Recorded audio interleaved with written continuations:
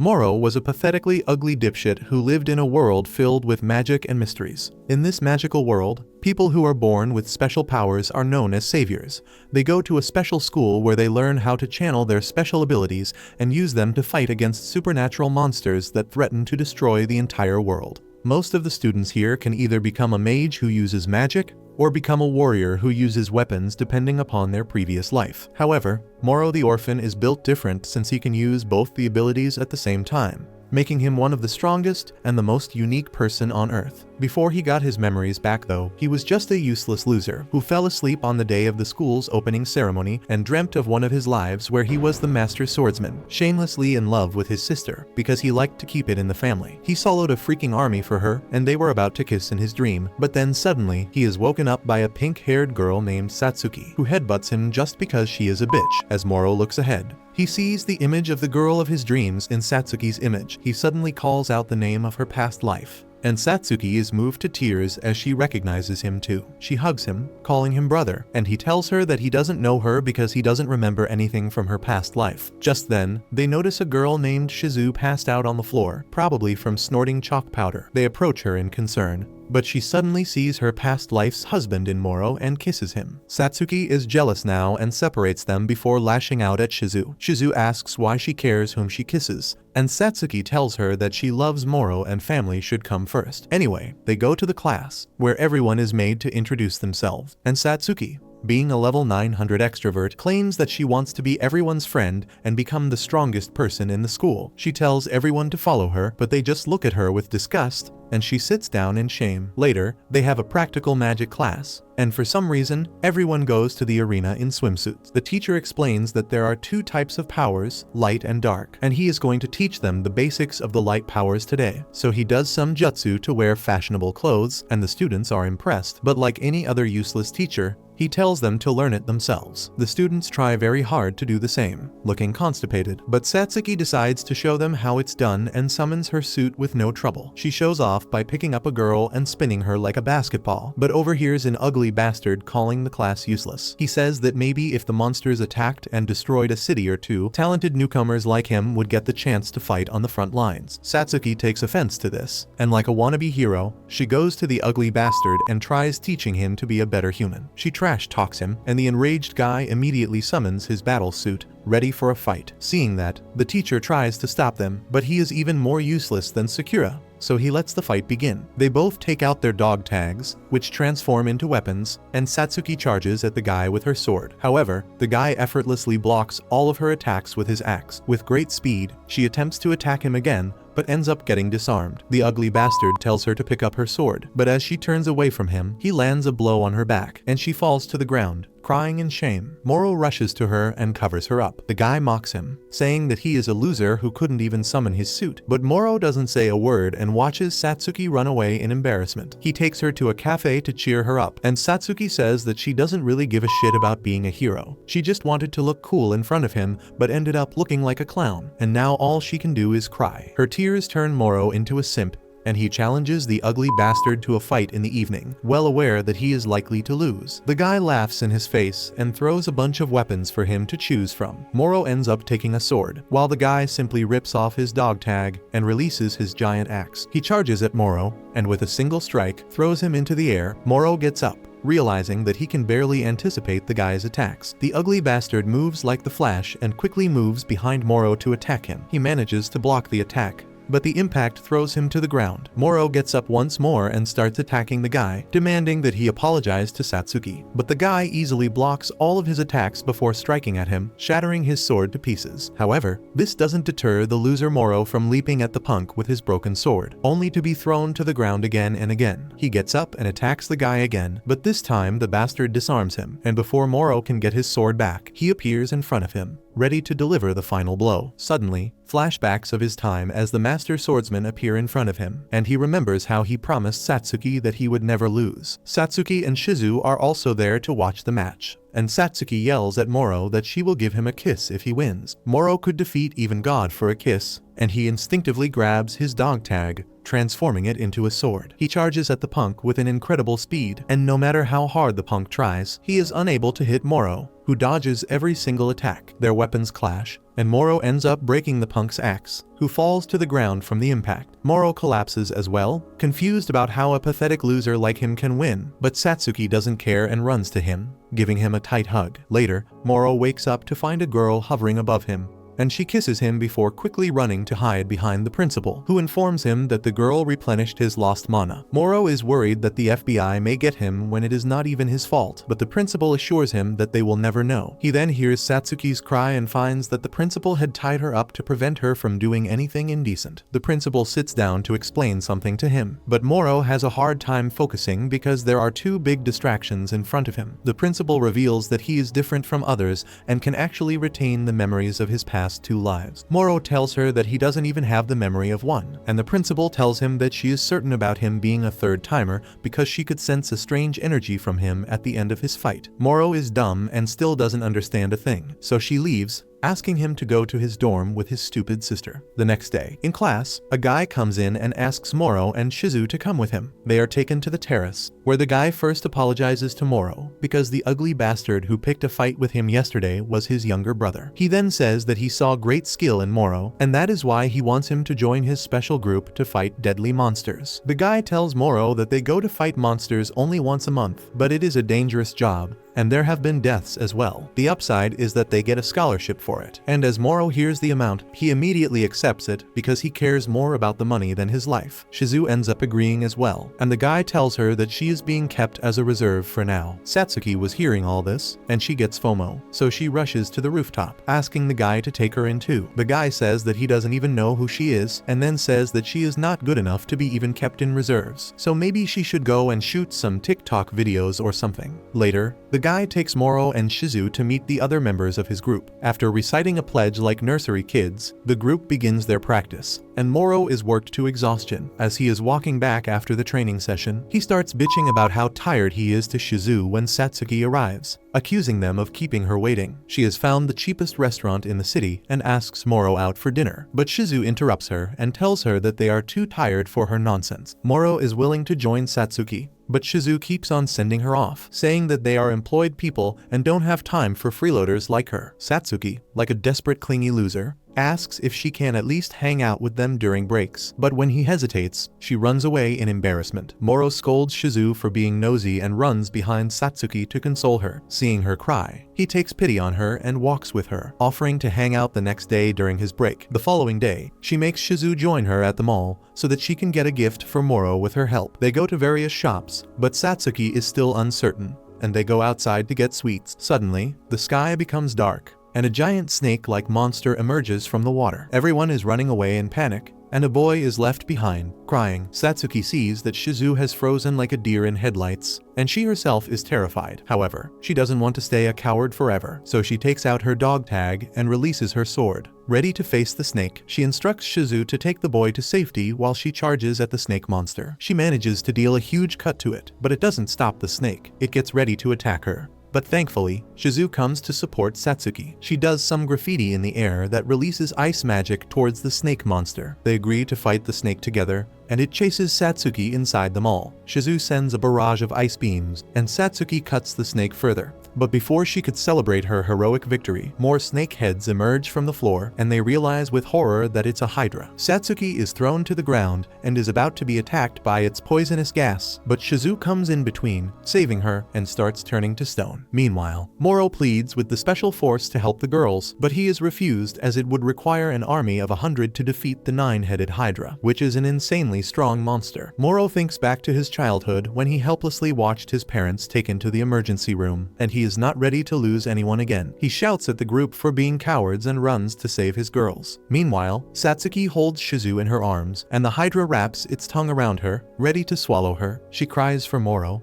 and he arrives just in time to slash the Hydra's tongue. He attacks the Hydra again, stabbing one of its eyes before launching continuous attacks at it. The Hydra overpowers him, but he still continues to fight back. Seeing him have a hard time, Shizu gets up and tells him that he has another power. Suddenly, Morrow remembers his other previous life when he was a mage. With great determination, he scribbles some spells in the air while dodging the Hydra's attacks. The Hydra swallows him, but he doesn't stop. And finally, he completes his spell, blowing away the Hydra head to smithereens. He condenses a fire attack into a small ball and enchants his sword with it, covering it with black flames. Morrow then charges at the Hydra with his enchanted sword and completely obliterates it with just one attack. As the snake heads fall to the ground in slow-mo, Satsuki and Shizu return to normal as well. Later, having heard about Satsuki's bravery, the Special Forces captain decides to let her join the team as well, but only as a substitute. She jumps in happiness as she will now get to spend more time with Morrow. The next day, they hang out in a restaurant discussing the Hydra. Their principal declared to the media that the 3 students defeated the Hydra together, when Morrow did most of the heavy lifting, and Satsuki is not happy that he was robbed of credit. Morrow says that it was not even that big of a deal, and Shizu tells him the Hydra was so powerful that only one of the 6S rank heroes could have defeated it on his own. Just then, a blonde weirdo comes to the restaurant and sits at the table next to them. He appears to be a foreigner and speaks in English, which the poor waitress doesn't understand. Satsuki steps in, offering to help. But then the weirdo starts speaking Japanese, much to her annoyance. He gives a fancy order like he is at Starbucks, and Satsuki gets angry and tells him to go elsewhere because they don't sell such things at traditional cafes. Morrow has to keep her from harming the weirdo, but Satsuki decides to teach him a lesson by serving him a delicious-looking drink, saying that it is the chef's special. However, when the weirdo takes a sip, he immediately spits it out in disgust because it smells like piss mixed with chlorine. While Satsuki and the chef give each other a thumbs up, Morrow rushes to the counter to fetch some tissues. Suddenly, Morrow feels weird and looks around to see that the weirdo is not here. The drops of tea are almost still, and he wonders if time has frozen. However, the blonde guy appears right behind him,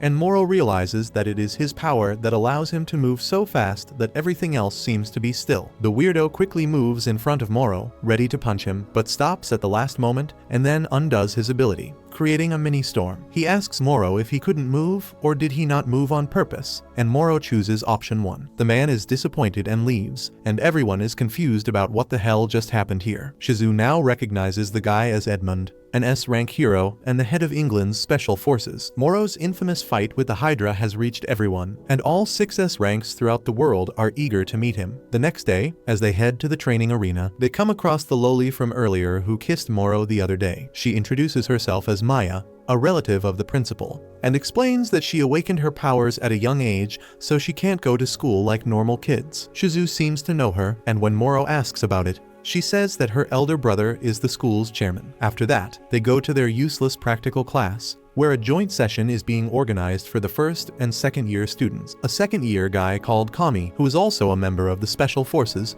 goes ahead and starts acting like the most embarrassing man-child ever. He is jealous of Morrow for getting all the attention lately and challenges him to a duel. Edward is also there as a guest to see this fight, but he seems to have lost interest in Morrow now. Kami summons his suit, takes out his staff, and scribbles a level 2 spell in the air, sending a fire beam at Morrow, but he blocks it with ease. In return, Morrow scribbles a level 3 spell and sends a much more powerful fire blast at him. Afterward, he goes to the principal's office, but she isn't there, and instead, he finds Maya. She just called him because she wanted to meet him and to get him to stay. She asks if he is curious about Shizu and her elder brother. She reveals that Shizu's grandpa was the guy who gave all his black money to establish this school, and her family has been hogging important posts here. Shizu's brother is quite ambitious, and he has been using her as a tool so that he can gain more fame and success. Later, Morrow takes a nap outside, and Shizu sits next to him, admiring him. She lays down next to him, while Morrow dreams of his past life, where he was such a powerful magician that he could bring Ice Age to a kingdom within the blink of an eye. In that life, Shizu was the witch of the netherworld and Morrow's lover, and they ruled over the frozen kingdom. Morrow wakes up from the dream, thinking that it was a bit too realistic, and then finds Shizu sleeping over him. He freaks out and backs away, asking what she is doing, but she keeps flirting with him quite aggressively. Satsuki soon arrives there and scolds them for being lovey-dovey. In the evening, Morrow goes to Shizu's place and has dinner with her and her brother, who tries to push Shizu on him. He then asks him if he knows the condition for being an S rank, and Morrow says he doesn't. The condition is to defeat a monster that can't be defeated one-on-one. which Morrow passed by defeating the Hydra. Morrow tells him that it was a group effort, and the guy, not even caring about his sister, tells him that he will be certified as rank if the girls admit that he did everything alone. Shizue objects, saying that if Morrow becomes an S rank, he will lose all his freedom as he will become an asset that is always controlled by the company. Her brother, however, tells her to shut up because she doesn't get a say in any family decisions. Later, Shizue apologizes to Morrow on behalf of her selfish, useless brother. He tells her that it's alright and asks about her room, which seems too ugly for a 10 like her. Shizue tells him sadly that she isn't allowed to decorate her room or pursue any hobbies, like other members of her family, because the elders make all the decisions, and she is forced to live like a slave. She thinks back to her previous life, when she was actually a slave. She was made to clean floors and give food to prisoners. It is then that she met the young Morrow, who was captured as the most dangerous prisoner. He later taught her some magic, and she fell in love with him. Thinking about the present makes her sad, and she takes him to the balcony, where they enjoy each other's company. As Shizue leans on him, Morrow is reminded of the dream from earlier. He wants to hold her, but is too much of a wimp to make any moves. After that, the butler drops him off in his neighborhood with some expensive food. He realizes he is being followed and confronts the creep, saying that he doesn't want to fight and they should settle things peacefully. However, peace was never an option for the stalker, who rips his dog tag and summons his weapon ready to fight Morrow. Morrow dodges all his attacks, but his bag of food wasn't so lucky. Angered by losing his free food, he summons his sword and attacks the creep. Their weapons clash and so do their bodies, and he is shocked to realize that the creep is a woman. She turns her weapon to 2 blades and starts attacking him, saying that she is going to prove that he is not worth the trouble for her boss. He manages to block her attack, and she sends out a powerful green blast. Morrow recalls moments of his other past life and scribbles a spell that shoots a powerful wind attack that counters her attack and then hits her. She falls to the ground and then runs away. It turns out Edmund had sent his female butler to fight against Morrow to test his strength. But he expresses his disappointment to Shizue's brother and tells him that he can't nominate Morrow for S rank because he was not good enough. Shizue's brother says that he brought down the Hydra alone, but Edmund thinks that he did it only with the help of the 2 girls, who might also have great potential. The next day, Morrow goes to his dorm room to find Maya, who tells him that she is going to be his roommate from now, or if he wants her, she can be his body pillow too. He asks her to leave, but she informs him that this was the principal's decision, and Morrow ends up sleeping on the same bed as her while fearing the FBI. Meanwhile, Shizue's brother tells her to go abroad and study there because Edmund saw potential in her. He says that since England doesn't have many talented mages, they are really interested in recruiting her. She gets into an argument with her brother, who simply tells her that it was decided by the family, instead of showing the middle finger to her brother and her family like she should. Shizue sadly departs for school, where she meets with Morrow and the rest. Seeing Morrow brings a smile to her face, but she gets jealous when Satsuki tells her that Maya has started living with him.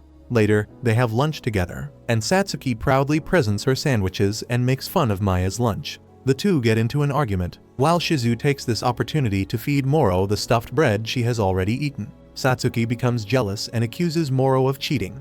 To console the attention-seeking bitch, Morrow agrees to feed her his hot dog, and she gladly swallows it whole. After that, Morrow and others leave, and Shizue can only watch them go. The next day at school, they notice that Shizue is missing, and Maya comes running to them to inform them that Shizue is being forced to go abroad. Morrow decides to do anything he can to contact her, and he calls her house while she is dining with Edmund and her brother. He calls under the pretense of being the principal, and Shizue's brother tells her to make the call quick. She is shocked when she hears Morrow's voice, and he asks her why did she not come to school today. She tries to lie by saying that she has a cold, but Morrow tells her to stop lying. She then reveals that she is going to England to study, and Morrow asks her if it is her decision. She explains her situation, and he tells her not to listen to her selfish brother. She tells him that she has no choice and thinks of her previous life and how she was branded as a slave. She thinks that she is still one, but this time it is her family that controls her life. With tears in her eyes, Shizue tells him that she is going to be okay and hangs up the phone.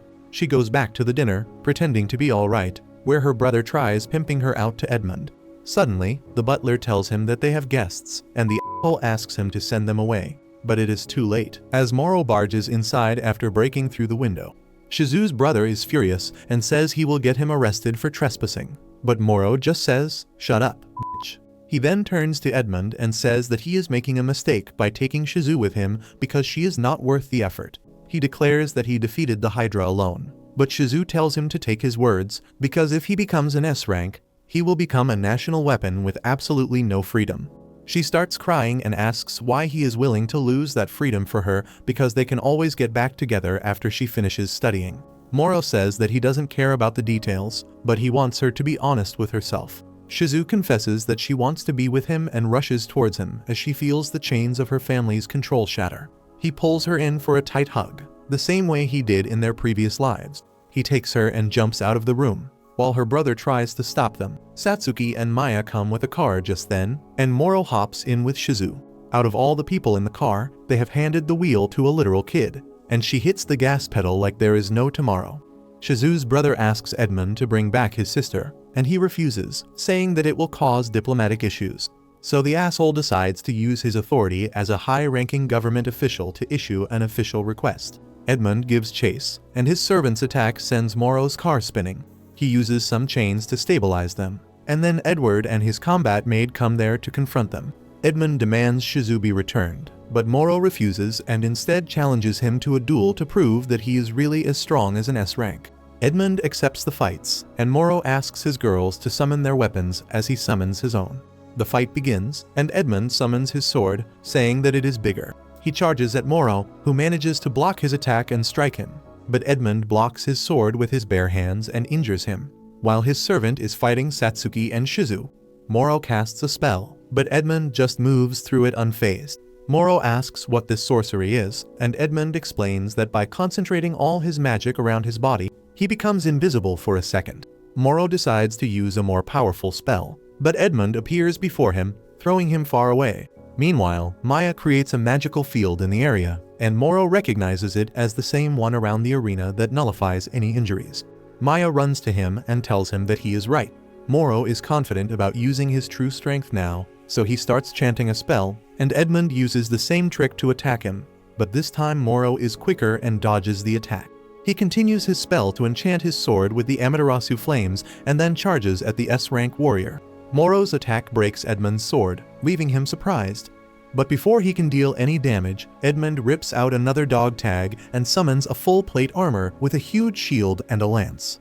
Meanwhile, the battle between the servant and the girls continues, and they are thrown to the ground. They witness powerful blasts from far away, and it's from the fight between Edmund and Morrow. Both are super strong and attack each other fiercely. However, many times Morrow attacks, Edmund blocks it with his shield. Still, he continues to attack and manages to dent Edmund's face armor. This angers Edmund, who attacks him furiously, and Morrow wonders how he can win and save Shizu now. Suddenly, he remembers his past life with Shizu, who stayed by his side as his wife, even when he destroyed nations on his whim. Morrow suddenly remembers the spells from his life, and he jumps high in the air and starts scribbling a very high-level magic spell, and Shizu recognizes it as the forbidden spell from their past lives. Even Edmund is looking forward to it now, and then Morrow launches his spell. He sends out an icy dragon that turns the area into a frozen land and ends up freezing everything in its range. Edmund stands in the way of the ice wave, laughing as he declares that he has found the 7th S-rank hero, right before he gets turned into a popsicle. Later that night, Morrow and his girls go to the principal's house, where Maya treats their injuries. Morrow reveals that he didn't defeat Edmund, but just frozen him so that he couldn't move. Just then, Edmund arrives there to talk with Morrow and Shizu, admitting his defeat and informing them that he will stop her transfer to England. He then nominates Morrow for S-rank and leaves. Later, Shizu informs Morrow that her brother told her that if she can't go to England with Edmund, she needs to stay close to Morrow and seduce him. Morrow laughs, saying that it works for him. Nearly a month after that incident, the Special Forces leader tells them that they will have a summer camp on a small island. Everyone gets excited, but the leader warns them to behave themselves at the camp. Satsuki plans to get an interesting swimsuit to get Morrow's attention and laughs like a psycho at her own stupid idea, while Shizu, the spoiled girl, is presented with insane amounts of options to choose from. Meanwhile, Morrow goes to a shop to get his swimsuit and sees a girl called Momo, who is confused about what to pick. Morrow, like the creep he is, picks a swimsuit for her, and she runs away in embarrassment. Later, they assemble in front of the school, and the principal scribbles some spells to transport the students to a summer camp. There, Morrow gets a call from Edmund about a meeting with all the other S-ranks, while they send the photos they took in the camp to the principal, who is on a flight. It seems Satsuki sneaked away with Morrow every night at the camp. but it was only so that Satsuki could train and beat her rival Momo. Suddenly, Moro remembers his past life with her and how he always left Satsuki behind in fights to protect her. He tells her to give up her stupid idea to beat Momo because she is a pathetic loser against Momo's incredible speed. She pleads with him, and he agrees to train her, taking pity on her, but informs her that he still can't guarantee her victory. The next day, she proudly flaunts her barbecue skills, the only thing she will ever be good at. Moro talks to a guy about the S-rank meeting, and Kami interrupts them, mocking him that his S-rank promotion would be cancelled. At night, Moro trains Satsuki to run on water and gives a crappy speech about willpower.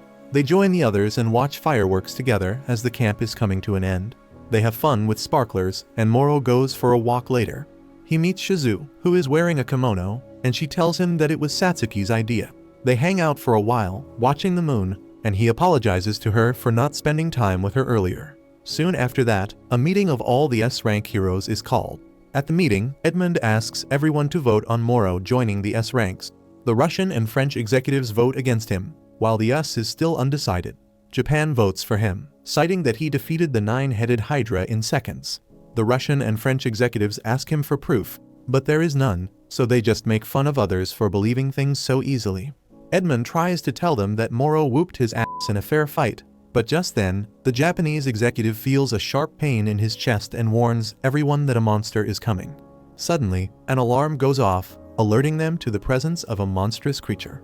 The monster is about 300 meters long and looks like a cross between a goat's poop and a crab. The Special Forces captain informs the team about its superior power and location, saying that the Hydra Moro defeated the other day is like a fly compared to this one. The monster is heading straight towards their location, but instead of ordering the team to fight, the captain informs them that they will be retreating due to the absence of Japan's executive.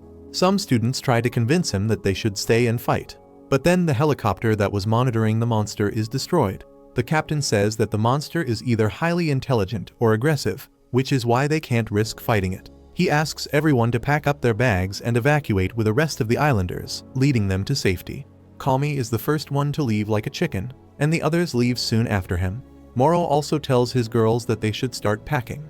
Meanwhile, at the meeting, the Russian lady stops the Japanese executive from leaving and tells him that Moro should prove his worth by defeating that creature. The French guy agrees with her and puts a sleeping spell on the Japanese executive. Back on the island, helicopters are flying above, instructing everyone to evacuate by the ships. Moro planned to stay back and fight, and not surprisingly, his girls also want to join him. Even the captain joins them because he remembers the words Moro said back when he left to save the girls from the Hydra. The captain says that the 5 of them may be able to do a miracle, but then the rest of the special force joins them as well to take down the monster. They take out their sword and recite their stupid pledge. Soon, the giant monster becomes visible from their location, and the captain speculates that it is attracted to sound because it is heading straight to the lighthouse. He decides to use that fact to lure the monster in, and they plan out their strategy that relies on the mages to deal most of the damage from a distance while Maya protects them with her barrier. The warriors will attack from a closer range, and finally, Moro and the captain will be the ones to finish it off when the monster is weakened. Their plan falls apart quickly because just as the monster appears on the shore, the wave it causes disrupts the electricity, and the siren can't be played. The monster stops, but then Kami suddenly appears and shoots fireworks at the creature as if it's a New Year's party. His stupid attacks succeed in grabbing the monster's attention, and it moves towards him. As he sees the horrifying and disgusting head of the monster, he runs once again. Shizu does some scribbling and sends an ice attack at the monster, freezing its leg. The rest of the members join and send more elemental attacks at it. They manage to cut off one of its legs, but it's not worth celebrating because tiny maggot-like monsters come out of its wound. While everyone else is dealing with the smaller monsters, the captain jumps towards the main monster, recalling how he has been losing to Moro in their training lately. He asked him how he could become stronger, and Moro told him that it is a matter of spirit. So he charges at the monster with full determination and manages to blow off its leg. Everyone is busy fighting, but Moro somehow thinks this is the time for music and disco. He starts playing motivational music so loudly that the monster immediately heads towards him. He then summons his sword and charges at the creature, while scribbling a spell on his way. He charges his sword with the black flames again and manages to chop off one of its pincers while the rest of the group fights the smaller creatures. Momo reports to the captain that the monster's left leg has been destroyed and that they are going to target its torso next. Suddenly, ugly heads emerge all over the monster's body, and the captain decides that they are no match for the monster and instructs Momo to retreat with the rest of the group. The monster then lets out a loud, deafening shrill, and everyone covers their ears, unable to tolerate it. Even Morrow covers himself with a magical barrier and struggles to remain focused. The rest of the group collapses on the ground, and then the giant monster sends more monster creatures. Satsuki thinks back to Morrow's words and goes crazy, deciding to take it on her own.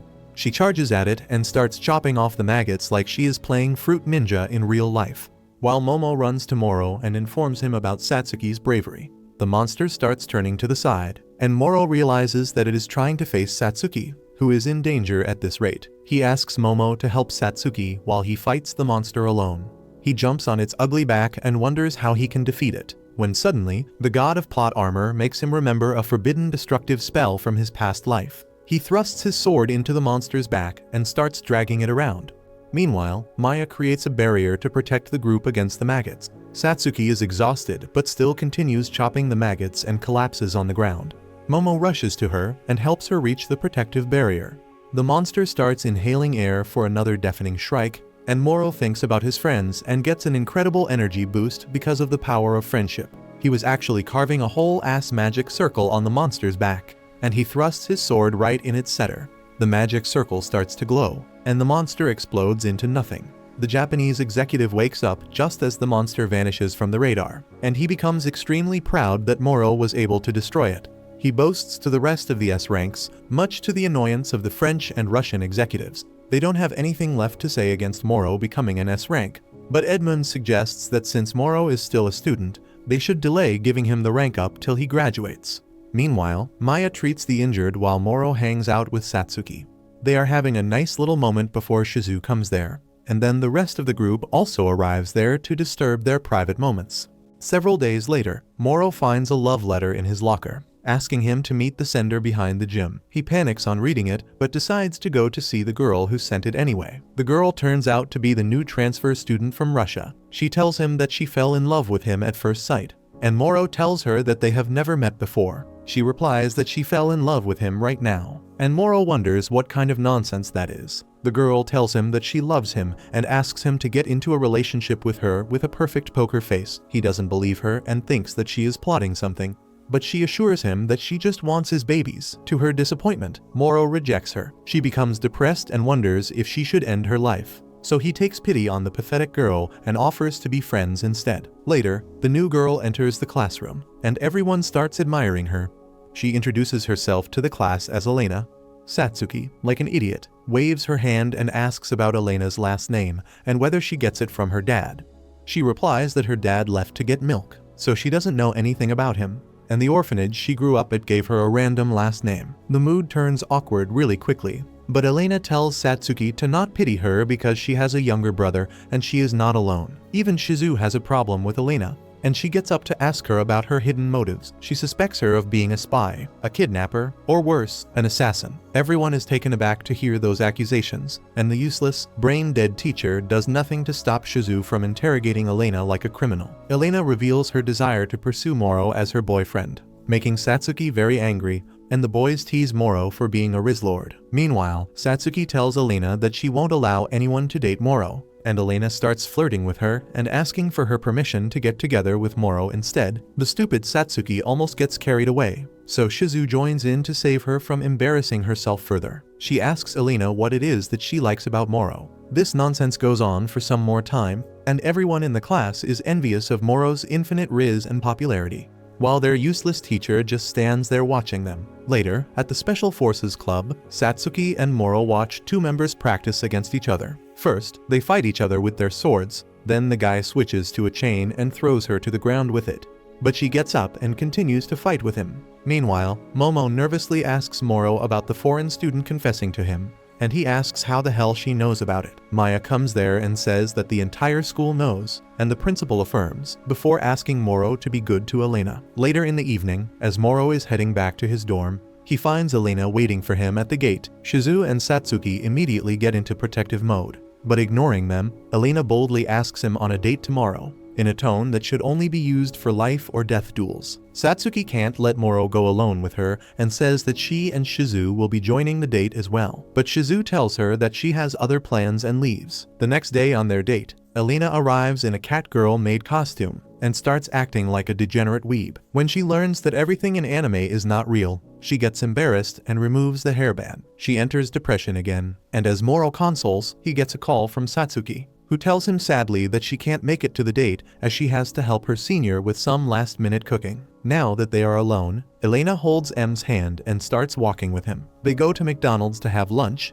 which she hasn't tried before. Moro asks her if she likes her burger, but she tells him that it's bland. She says that she wanted to try it before, but never had time to stand in lines. Moro thinks it is because she was busy with school, but Elena tells him that there is no school where she came from, and they teach their kids military style. Moro tells her that they should go on more dates so that she can enjoy herself. And the surprised Elena asks him if he doesn't suspect her or anything. He asks if she is here to harm her, and she denies that, so he says that they are fine. After that, they go to a studio to take photos of themselves and then to an arcade zone, where Moro wins a cute doll for her. Next, they go to the movies, and Elena decides to go to Netflix and chill with him right there. Meanwhile, Shizu is on the phone with Edmund's servant, and she asks about Elena. The girl tells her that Elena is a cold-blooded assassin and leaves Shizu stunned. Elena is now at a park with Moro, and they watch people playing catch. Moro tells her that he used to play catch with his uncle when he was young, and she asks if his dad left to get milk too. He reveals that his parents died when he was younger and his uncle and aunt raised him. Later, Elena is in her room and a talking crow visits her. It turns out that she is here on a mission from the S-rank Russian executive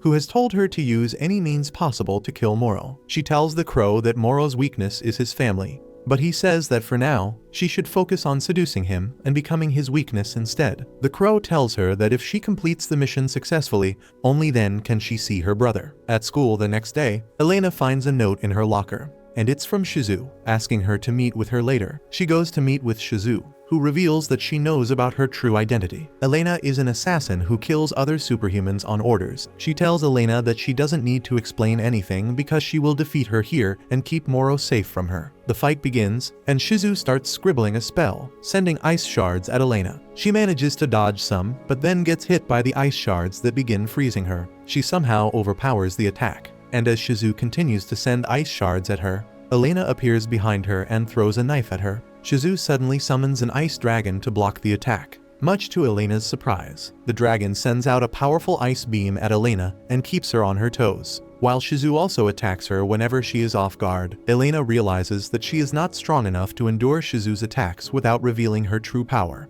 So she rips her dog tag and summons her odd-looking sword. She absorbs Shizu's attacks with her sword and charges at her. Shizu sends out lightning at her, but Elena nullifies that too. The dragon attacks her as well, but she counters it and then leaps up to destroy the dragon that was formed by Shizu's staff. Shizu loses her staff and realizes that she is screwed now. However, Elena points her sword at her and then tells her to forget everything she saw today. She tells her to keep this duel a secret and not to interfere when she pursues Moro. Shizu asks what will happen if she breaks the promise, and Elena says she will kill her then. However, she is not going to let her go without teaching her a lesson either. She stabs her leg and brings her on her knees, saying that she is going to leave a scar on her face so that she can never show it to Moro. Shizu replies that Moro won't hate her just because of a scar, and Elena's determination flickers. Just then, a teacher comes there to see what is happening, and Elena runs away. But now Shizu is sure that the assassin girl still has hopes of redemption. At school the next day, Moro notices that both Shizu and Elena are missing. So in the evening, he goes to Shizu's house to check up on her. He sees that her legs are injured and asks what happened. She tells him that she is alright and tells him about the man-eaters. She informs him that they are an assassin group from Russia that consumes the mana of magic people like them, and that Edmund was hurt by the man-eater as well. Moro is shocked when she tells him that Elena is a man-eater and reveals their duel from yesterday. He becomes concerned after hearing this and hugs her tightly, telling her to be careful. He tells her that Elena must be a good person deep down, who is in her room injured and dreaming about finding her brother. But she is woken up by a talking cat, which tells her that Moro knows the truth about her. Just then, Moro and Satsuki arrive outside her dorm and ring the bell, but she doesn't answer. so Satsuki opens her window and finds her. She has no choice now but to let them in. Satsuki prepares dinner while Moro tries to heal Elena's wounds. At night, she falls asleep crying, but when she wakes up, she sees Moro has fallen asleep as well, holding her hand. The next day, Maya and Momo join as well to help her recover. But Momo, instead of helping in cooking, starts a fire. Satsuki then prepares Russian dishes to make Elena feel better. In the evening, a girl from the special force visits her as well and suggests that she joins the Japan branch after graduating. Moro arrives, and Elena rushes to welcome him. She secretly asks him to take her on a date next week. After a week, just like he promised, Moro takes her on a date to a sports park. Meanwhile, Shizu is worried about him and calls him. But when he doesn't pick up, she calls Satsuki and finds out about Moro's date with Elena. At the park, Elena takes out her dog tag and reveals herself as a man-eater. But he isn't surprised. Suddenly, she jumps in to attack him, but he blocks her blows with his sword. They continue to fight, and Moro realizes that she is actually very strong. When their swords collide once more, he is surprised that she can absorb mana from his sword. He throws a fire beam at her, but she sends it away. With each of her strikes, his sword becomes more useless. Still, he attacks her with determination, and she captures even more mana and kicks him in his chest. She continues to attack him, but he can only defend, and he suddenly remembers his past life as a swordsman. He gets an energy boost and charges at her. Meanwhile, Satsuki is outside fighting the girl from the special force, as she stopped her from going inside the park to find Moro. She had come with Shizu, but Satsuki told her to find Moro while she fights this girl. The girl breaks Satsuki's sword, but she blocks the girl's weapon with bare hands and destroys it. The useless girl gives up, as she can't fight without her weapon, and hugs Satsuki. The fight between Moro and Elena continues, but she is exhausted and losing. He offers his hand and tells her that he will help her save her brother. Just then, Shizu arrives with her walking stick and tells them to stop fighting. She tells Elena that she doesn't have a brother, and her talking cat arrives suddenly, telling her that Shizu is right. It tells her that it was a fragment of imagination that it planted inside her head to make her believe that she has a brother so that it could manipulate her into finishing the mission. Elena becomes extremely depressed hearing this, and the cat takes this opportunity to control her mind, making her fight against Moro. Her eyes turn red, and she attacks him furiously. Moro blocks her attacks, but she absorbs his mana into her sword.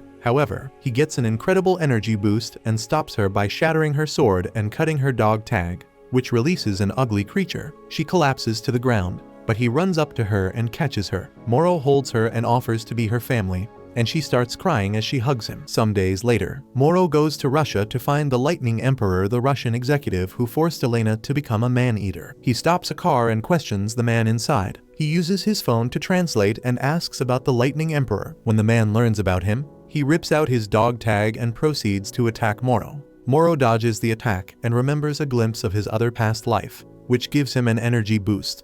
He starts his scribbling and sends out a thunderstorm attack on him. The guy tries to block it with his shield, but ultimately collapses on the ground. Edmund's servant girl, Angela, joins Moro and asks if the guy is dead, but he tells her that he won't end anyone's life. They take a train, and inside, Angela gives him a fake visa and passport as they have dinner. They talk for a while, and she expresses her disappointment with Edmund as he is cooperating with a personal war against the Russian executive. Moro tells her that she need not help him, but she ignores this and thinks back to what he did to the punk that they took hostage. Moro told the guy that he was going to wage a war against the Russian executive. Angela told him to keep his mouth shut, but he didn't listen and told her that he didn't care about keeping prisoners or interrogating.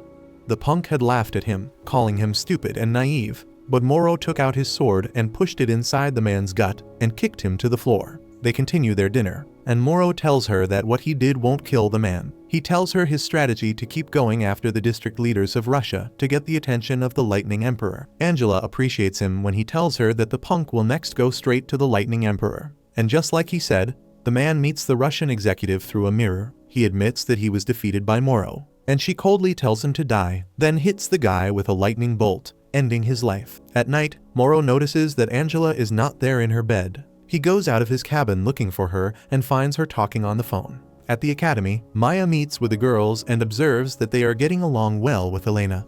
They talk about Moro for a while and expresses her concerns about him, who is now in another district of Russia defeating another group of men. He continues his travel and defeats more district leaders and even destroys a building to neutralize a district. This goes on for some more days as he defeats more district leaders. At one district, Morrow tells Angela to take care of his luggage and leaves to go up against 8 men. He starts running, and the men chase him.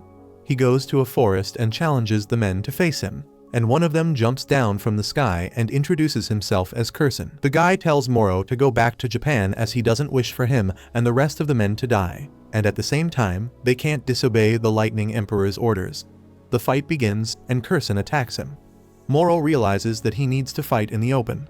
Otherwise, it might be a disadvantage for him. Suddenly, 2 girls come out of hiding and jump at him, attacking. He manages to dodge the twins' attacks, and they duplicate themselves to attack him. He defeats the duplicate, and the twins angrily attack him for being the reason for the punk's death. He manages to block their attacks with some difficulty, and suddenly, a huge fire beam approaches them.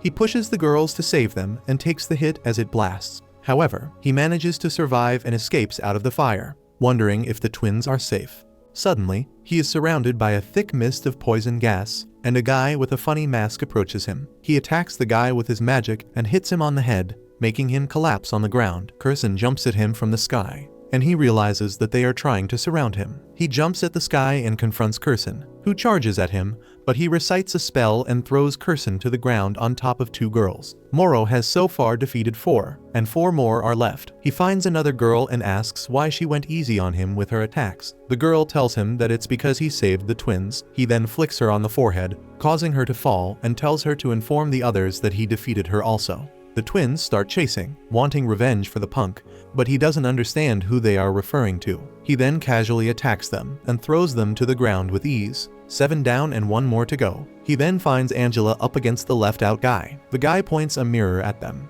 and the Lightning Emperor is seen inside it, scribbling their death spell. Morrow rushes to push Angela out of the spell's way, and a huge lightning dragon comes from the sky and attacks Morrow. Angela cries in horror and hopes that he would somehow survive the attack. At night, Morrow gets nightmares about his past lives with Satsuki and Shizu.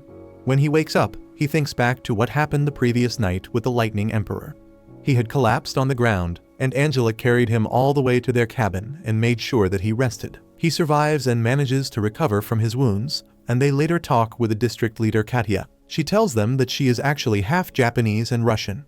They continue chatting for a while, and Katya asks Morrow for a favor. He is to help her free one of her friends from the Lightning Emperor's control, so they take a train to begin the new rescue mission. Inside, Katya tells him that the Lightning Emperor takes orphans under control and makes them fight each other, making the survivors become the Lightning Emperor's bodyguards. Morrow thinks back to Elena and how she suffered the same fate and becomes determined to save Katya's friend. When they finally arrive at their destination, Morrow flicks her head again, and she loses consciousness so that he can keep her safe on the train while they go against the Lightning Emperor. After that, he and Angela go to the streets. He tells her that she shouldn't come with him as he can't be distracted with protecting her, but she asserts that she can take care of herself. He ignores her and leaves alone. Inside the palace, the guy that Angela fought reports to the Lightning Emperor, but she coldly tells him that failure is not acceptable and then orders his death. She then goes to the balcony and uses her magic eyes to locate Morrow, who is waiting for her in an empty land. She starts her powerful scribbling. The sky becomes darker and cloudier with lightning coming from it. She sends out an army of lightning soldiers and animals. He starts slicing the lightning creatures one by one, but there are too many for him. The more he fights, the more lightning creatures come from the sky. Still, he keeps slicing them with determination and comes closer and closer to the Lightning Emperor with each step. She is surprised that he is able to hold off against her army, which no one else had managed to do before. Her bodyguard tells her that Morrow is moving so fast that it's difficult for her lightning creatures to keep up with. She laughs at this and tells the guard that she will respond to his military tactics with her own. Suddenly, a large group of girls and boys appear before him, and he realizes that these are the orphans Katya was talking about. One of them tries to attack him, but the lightning monster tries to consume the boy. Morrow ends the creature and saves the boy. Instead of attacking him, the lightning creatures attack the group of boys and girls, and he pleads with the Lightning Emperor to stop this cruel battle. But she laughs like a psycho and continues to send her creatures to attack the group, knowing that he can't let anyone die before his eyes. Katya's friend Yuli is one among the group, and she uses her magic to stop Morrow from moving, and he kneels down trying to free himself. 2 of the girls and a man charge at him, and so do the lightning creatures, but suddenly Angela arrives just in time to save Morrow once again. Not only her but Katya, Satsuki, and Shizu arrive as well to help him. Katya sees Yuli, but she doesn't seem to recognize Katya as her friend. Just then Elena also arrives, like Satsuki and Shizu, using teleportal magic. She tells the group of boys and girls to stop fighting Morrow and tells them how she was freed from being a man-eater and is herself now. She pleads with them to free themselves as well, just like she did with Morrow's help. Katya goes to Yuli trying to make her regain her memories, and Elena cuts Yuli's dog tag, and she finally remembers Katya. Angela then tells everyone to take out the lightning beasts, and everyone agrees, determined to take down the Lightning Emperor and her army. They start attacking creatures and take them out one by one with their combined efforts and magic. The Lightning Emperor tells the guard to contact the government and inform them of the situation. She then starts singing, and more lightning bolts come from the sky, creating a gigantic boss-level beast, shocking Morrow and the rest. It's so huge that they can't even see its torso, and it slowly approaches them. Shizu and Katya start scribbling. Moro jumps in the air and does his own scribbles, sending a powerful attack as well. They combine their attacks and send them at the creature, but it doesn't do much harm. Everyone stares at it in horror, and Moro tells them all to lie on the ground as the creature sends a powerful attack that literally destroys a mountain. Moro suddenly remembers his other past life and gets a huge energy boost. He starts scribbling with determination, ready to use his forbidden spell. He punches the ground with full force, creating a huge wave of water, and everyone manages to stay afloat. He taps the water with his legs and sends huge water tentacles at the lightning beast, trapping it and ultimately destroying the giant beast. Everyone watches this with awe as the sky becomes clear. The Lightning Emperor is in disbelief that he destroyed her ultimate beast, and her guards run away. He appears before her, and she starts scribbling, refusing to accept her defeat. She sends her Thunder Dragon, but he counters it simply with a water attack. She is in shock and finally accepts her defeat. Willing to serve him, she begs for her life, but he reminds her how cruel she was to her men. She continues to plead with him, making him angry, and he lectures her before leaving. Everyone is happy that he defeated her, and Angela is proud that he won this war without taking anyone's life. At the academy, the principal informs the others that Moro defeated the Lightning Emperor and is returning.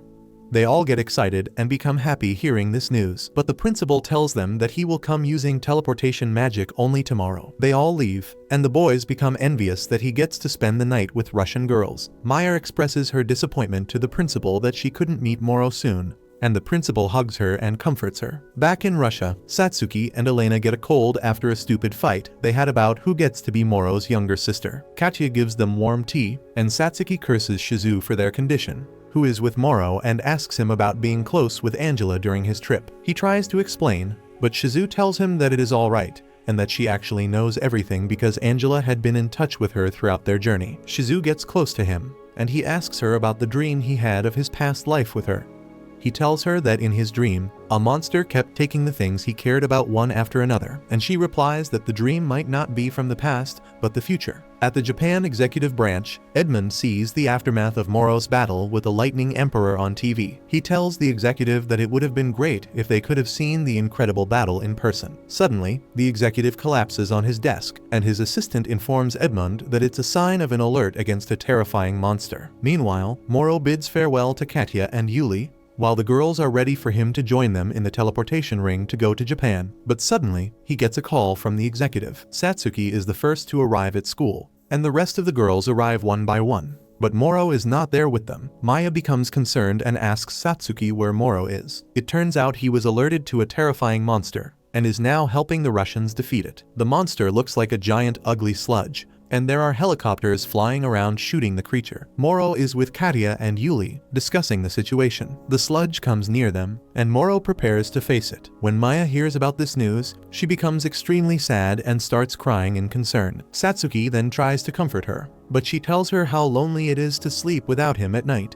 Satsuki offers to sleep with her tonight to make her feel better and hugs her. Angela is on the phone with Edmund, who tells her that the sludge was defeated. But yet the executive's condition isn't getting any better, which only means more trouble and monsters. He tells her that the situation is so worst that the executive had fainted, and tells her that something terribly bad is going to happen. Just as she promised, Satsuki invites Maya for a sleepover, but then Momo joins them as well. Next, Shizu also arrives and calls the room too lowly for her, angering Satsuki. Soon more girls join them and crowd the room. Satsuki is fuming with rage, but the others take out the snacks that they bought and enjoy. Next, the girls decide to have a pillow fight and use Satsuki as their target. The girls have fun throwing pillows at each other, and Maya forgets about her loneliness. At night, they all go to sleep. But Maya is awake. Satsuki gets up and asks her about it. Maya tells her that she's not feeling lonely anymore, and suddenly Satsuki gets a vision of a horrible monster, causing Shizu to get up from her sleep. At the headquarters, Edmund gets news that the executive's condition is becoming worse,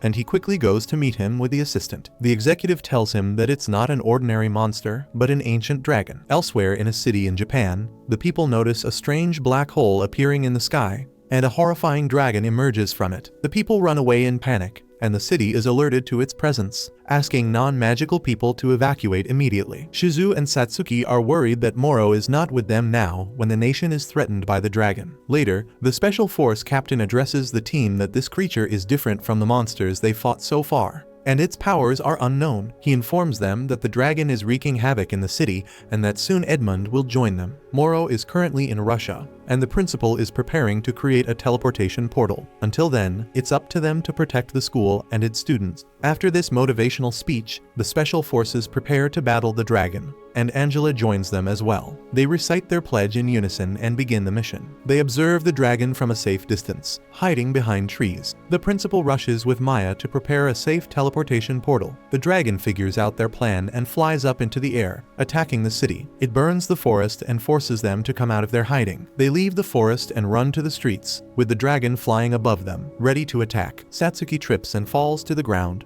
but the rest of the special forces send their elemental magic beams at the dragon and save her. The dragon, however, is able to create a magical seal with its eyes and stop their combined attack. Shizu explains that it has the ability to cancel out their spells by chanting in reverse at a high speed. They realize that this means the dragon can send the spells back at them, and they run away. But the dragon sends a powerful fire blast at them. Meanwhile, Moro is in Russia, observing what's happening in Japan. When he sees the monster, he finally remembers his past life fully. In his life with Satsuki, the dragon had chased her and destroyed her with its fire. In his past life with Shizu, the dragon had destroyed her with its tail.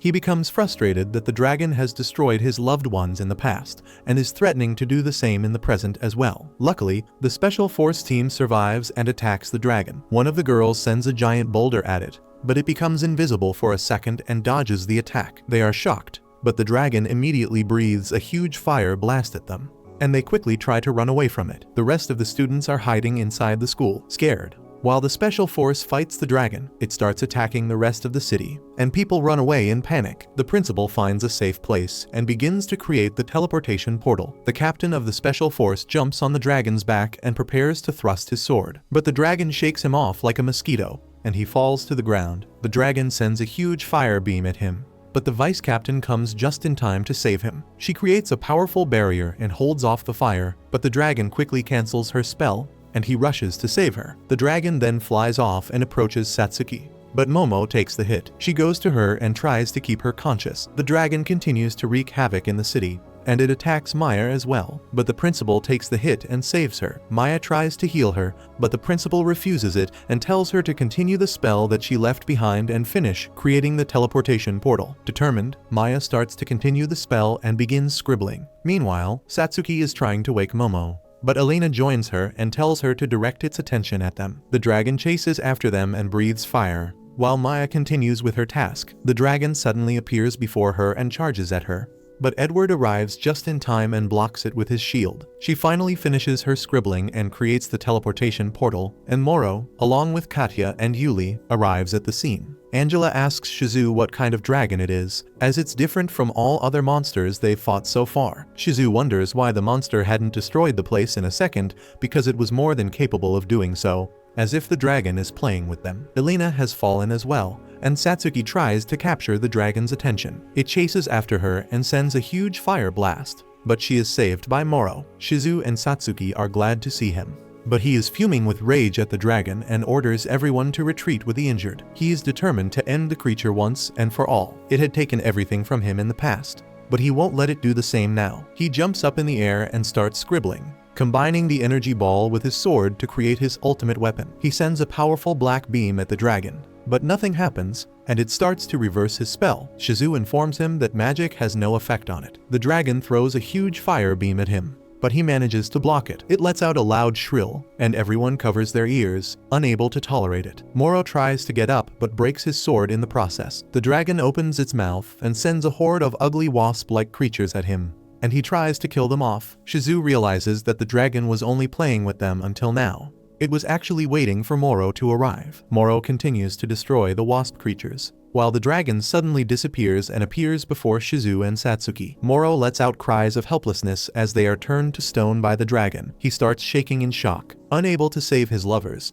It's just like his previous life, unable to save either of them. He cries out in anger, howling like a monster, and starts to transform. Edmund tells the others that it's a Pandora's box effect, a transformation out of despair. Moro goes berserk and starts attacking the dragon. Angela tells him to control himself, or he might destroy the city along with the dragon. But he pays no attention and continues attacking the monster like crazy. He becomes a murderous beast with vengeance, and everyone looks at him scared. He creates a spell on the dragon's body, ready to destroy it along with the city. But suddenly, Shizu and Satsuki remember their past, and a version of them breaks out from their stone encasing. Determined to free him from his murderous self, they step out, and he is shocked to see them alive. But they appear to resemble their past selves. They hold his hands and tell him that they will always be together, whether in this life or the next. He transforms back to himself and becomes the embodiment of both his past lives. The special force team arrives, having healed because of Kai, and is ready to help Moro defeat the dragon. Together, they attack the dragon and its waspy creatures. Moro watches this, surprised, and Satsuki tells him that he is not alone this time. They jump in the air as he starts his scribbling. When the dragon tries to stop them, the special force members and Angela attack it. The dragon sends a huge fire beam, but Katya and Yuli stop it. The rest of the school arrives and starts cheering for them. Maya sees the incredible battle as she tries to heal the principal. The dragon lets out another sonic attack, but Edmund saves Elena and the rest by blocking it. Moro finishes his spell, and together with Satsuki and Shizu, attacks the dragon by creating an insanely powerful gigantic sword and completely destroys the dragon with a huge explosion. Everyone watches this epic battle and rejoices in their victory against the dragon. The executive regains consciousness and tells his assistant that Moro must have defeated the dragon, as he is better now. Several days later, Edmund and Angela bid farewell to Moro and the girls and leave to return to their nation, England. Later, Moro asks Satsuki if she remembered the dragon from her past life, and she admits that she had recurring dreams about it. Shizu then arrives and makes fun of her. They start arguing like usual, and Moro watches them, glad that things are back to normal.